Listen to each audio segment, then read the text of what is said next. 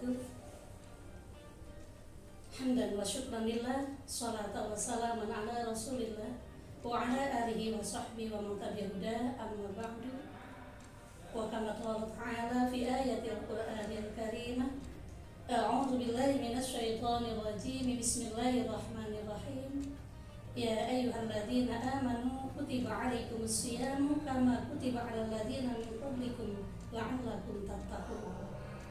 Wa qala Nabi sallallahu alaihi wasallam, man shoma ramadhana imanan wa ihtisaban ghufira lahu ma taqaddama min dhanbihi. Subhanaka la ilma lana illa ma 'allamtana innaka antal alimul hakim. Setinggi puji segala puja awal dari seluruh rangkaian kata. Berbahagialah kita pada kesempatan yang berbahagia ini. Masih Allah berikan kesempatan panjang umur dalam keadaan sehat walafiat, sehingga pada hari ini kita masih tetap melaksanakan ibadah puasa di bulan suci Ramadan. Semoga amaliah ibadah kita selama di bulan suci Ramadan selalu dalam naungan, lindungan dan maghfirah Allah Subhanahu wa taala. Amin ya rabbal alamin. Shalawat teriring salam semoga terlimpah curah atas baginda alam yakni Nabi Muhammad sallallahu alaihi wasallam, kepada keluarga, sahabat dan tabi'in. Semoga sampai jualah kepada kita sebagai umat akhir zaman yang berbesar harapan senantiasa menantikan syafaatul uzma fi yaumil jazaa. Sahabat berkah yang diridhoi oleh Allah Subhanahu wa taala, sungguh seekor kupu-kupu merupakan makhluk ciptaan Allah, di mana kita tahu itu tidak terjadi instan menjadi seekor kupu-kupu, tetapi berawal dari seekor ulat yang sangat menjijikan, merugikan banyak orang. Bahkan tak sedikit orang hendak memusnahkan ulat karena di balik melatanya ulat ada sikap yang memang kita perlu jauhi. Di antaranya ulat adalah seekor hewan yang sangat rakus, memakan dedaunan sehingga dedaunan itu pun kemudian rontok, bahkan mengakibatkan matinya sebuah pohon. Tetapi sungguh ini adalah ibrah yang harus kita ambil, di mana ketika kupu-kupu harus merubah dirinya menjadi seekor kepompong, dia harus berdiam diri, dia harus mengisolir diri, dan dia menutup diri dari hidup pikuknya keramaian dunia. Itulah yang dinamakan dengan puasa ulat. Sehingga dari ulat itulah menjelma seekor kepompong. Dari seekor kepompong itulah akan berubah menjadi seekor kupu-kupu yang subhanallah sekarang kupu-kupu makin banyak digemari dan ternyata sungguh sangat orang ingin memilikinya. Perjalanan seekor ulat menjadi seekor kupu-kupu ini adalah ditafsirkan sebagai puasanya ulat. Setidaknya kita belajar dari seekor ulat bahwa berpuasa ini sebagaimana lansiran ayat Al-Quran Al-Baqarah 183, bahwa dengan adanya berpuasa selama 30 hari lamanya, kita sebagai umat Islam ditempa, dididik, dibina, dibimbing untuk menjadi seorang pribadi yang bertakwa. Dengan harapan besar, dengan adanya puasa Ramadan, kita lebih bisa meningkatkan diri, mentransformasi dari akhlak yang kurang baik menjadi lebih baik. Maka setidaknya kita bisa belajar dari puasanya ulat. Di antaranya ulat sebelum menjelma menjadi ekor kupu-kupu berbeda wajahnya, dari yang menjijikan sekarang mengagumkan.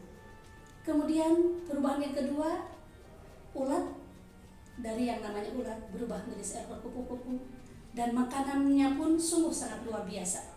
Dari saripati bunga yang dia hisap, yang kemudian dia terbang dari putik bunga ke putik bunga yang lain untuk mendapatkan hasil yang lebih bagus lagi. Kemudian dari cara bergeraknya pun ulat berubah.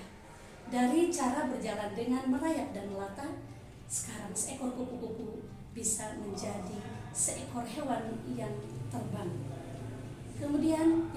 utama yang perlu kita garis bawahi pada kesempatan yang berbahagia ini sebagai pribadi muslimah yang sedang melaksanakan puasa.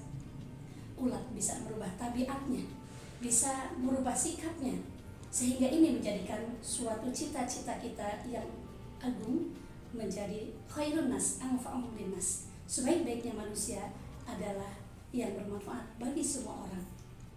Berbeda dengan pelajaran yang kita ambil dari puasanya seekor ular, di mana ular itu adalah sebelum dan sesudah tidak ada pernah berbeda. Ketika ular sebelumnya makhluk yang menjijikan, menakutkan, harus mengganti baju istilahnya, dia harus melangsungkan kehidupan dengan cara menanggalkan pakaian yang sudah lama.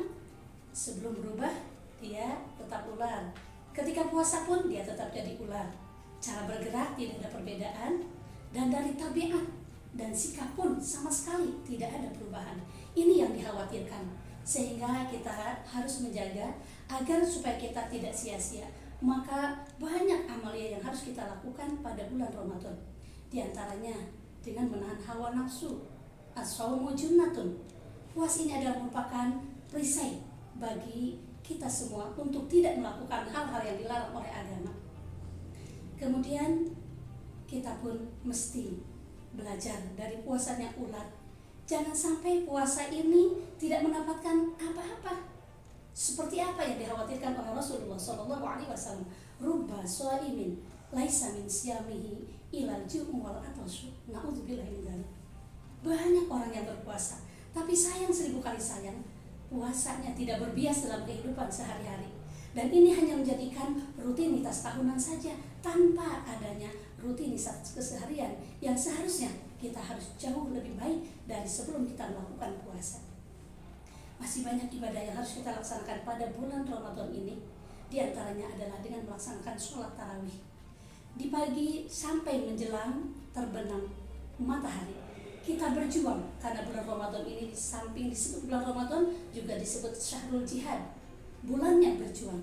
Di mana pagi sampai sore sampai menjelang berbuka puasa kita berjuang, bukan saja menahan lapar dan haus, tetapi juga menahan hawa nafsu, menahan semua pandangan mata dari yang tidak boleh kita lihat, menahan bibir kita dari bergibah, menahan jari jemari kita untuk tetap istiqomah hanya men-share keilmuan yang akan bermanfaat bagi teman medsos kita. Maka pada bulan Ramadan ini dengan melaksanakan tarawih kita berjuang pada malam harinya. Siang kita berjuang dengan cara berpuasa, malam kita dengan cara bertarawih. Subhanallah, sungguh agung dan sungguh banyak pahala yang kita dapatkan di bulan suci Ramadan. Belum kita bertadarus Al-Quran, kita diingatkan oleh Allah Subhanahu wa taala dalam surah Thaha dari ayat 124 sampai 126. A'udzubillahi minasyaitonir rajim. Wa man a'rada an dzikri fa inna lahu ma'isyatan dhanka. Barang siapa yang lalai, berpaling dari ajaran Allah dengan tidak membaca, dengan tidak mengamalkan kandungan intisari dari Quran yang merupakan pedoman kehidupan umat Islam, maka sungguh Allah telah memberikan peringatan kepada kita. Kita akan Allah berikan kehidupan yang sangat sempit. Na'udzubillah min dzalik. Ketika dikumpulkan di dalam masyarakat dalam keadaan buta, padahal ketika di dalam dunia tidak buta sama sekali. Kemudian orang tersebut komplain kepada Allah, lima hasyaratani wa qad kuntu basyira. Kenapa ya Allah aku dikumpulkan di dalam masa dalam keadaan buta, padahal aku di dunia melihat dengan segala sesuatunya dengan jelas. Allah katakan menjawab komplainan orang tadi, karena engkau semasa di dalam dunia buta, tidak bisa melihat Al-Quran, buta mata hatinya, tidak mau mengamalkan ajaran Al-Quran, maka hari ini aku butakan. Dan ketika kau semasa dalam dunia melupakan ajaran-ajaranku, maka hari ini pun wa kadzalika al-yauma tunsa. Hari ini pun aku melaporkan engkau. Na'udzubillahi min dzalik. Maka dengan adanya amaliyah di bulan suci Ramadan, kita pun kemudian ada kewajiban zakat fitrah, di mana zakat fitrah ini adalah sebagai bentuk sosial kita terhadap sesama, bentuk berbagi dalam keindahan dengan berbagi. Maka yakin Allah berikan kita milik rezeki yang sangat barokah. Dengan adanya i'tikaf, dengan adanya kita mengharapkan Lailatul Qadar, diharapkan tujuan akhirnya adalah Idul Fitri, kembali kepada kesucian. laisal id liman labisal jadid walakin al-id liman ta'atuhu tazid. Lebaran bukan hanya untuk mereka yang memakai baju baru, tetapi lebaran adalah hakikatnya untuk mereka yang bertambah keimanannya. Mudah-mudahan kita semua setelah ditempa, dididik, dibina dengan ajaran, ujian, tempaan selama 30 hari kita melaksanakan puasa, maka dengan harapan mudah-mudahan ke depan kita bisa menjadi pribadi yang lebih baik. Amin ya rabbal alamin. Wallahul muwaffiq ila aqwamit thoriq wal 'afwu minkum. Wassalamualaikum warahmatullahi wabarakatuh.